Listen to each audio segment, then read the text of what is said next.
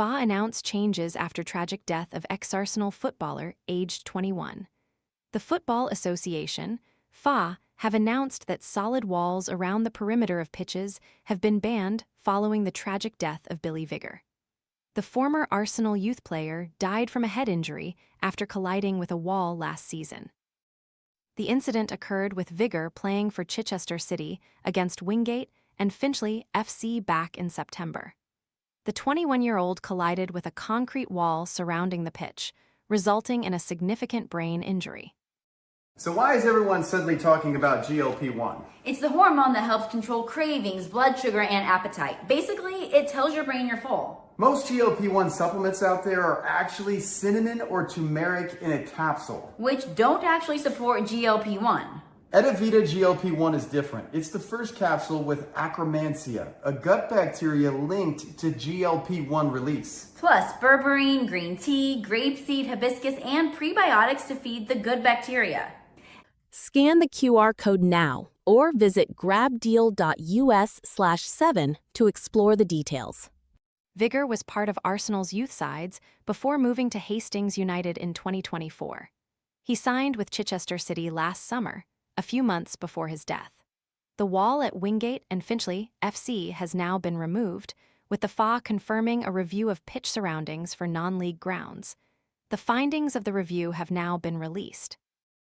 It has been confirmed that the FA no longer permits solid brick, breeze block, or concrete barriers around pitches across the National League system for men's Steps 1-6 and the Women's National League Tiers 3-4.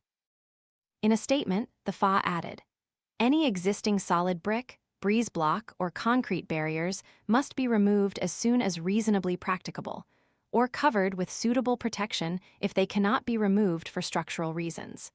We have informed the clubs at this level that will be required to take action as a result of these changes." Matches may continue to be played at affected grounds during this period. However, clubs should assess the safety of their pitch perimeter barriers on an ongoing basis, and where alterations to these structures have been recommended during this review, they should develop a plan to complete any such alterations within a reasonable timeframe. Non-league clubs will be helped with funding the changes, with the money coming from both the FA and the Premier League.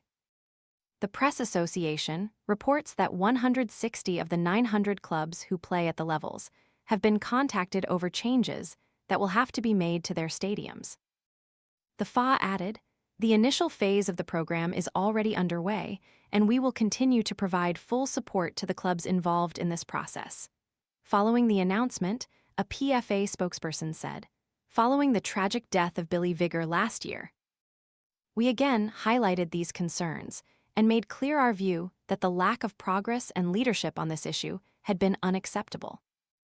As part of working groups set up by the FA following Billy's death, we pushed for the FA's stadium accreditation criteria to be amended to ban these types of walls so that there is a clear and centralized policy for clubs to follow. Given that, it's a welcome step that the FA's regulations have now been changed to reflect that position. However, it will now be important for progress on the removal of such walls and effective mitigation of risks ahead of their removal to be properly monitored, and for clubs to be given the support they need so that these changes can happen as soon as possible. Player safety must always come first. Official premium experiences available now for the 26-27 Premier League season make it easier than ever to turn a regular fixture into something genuinely unforgettable.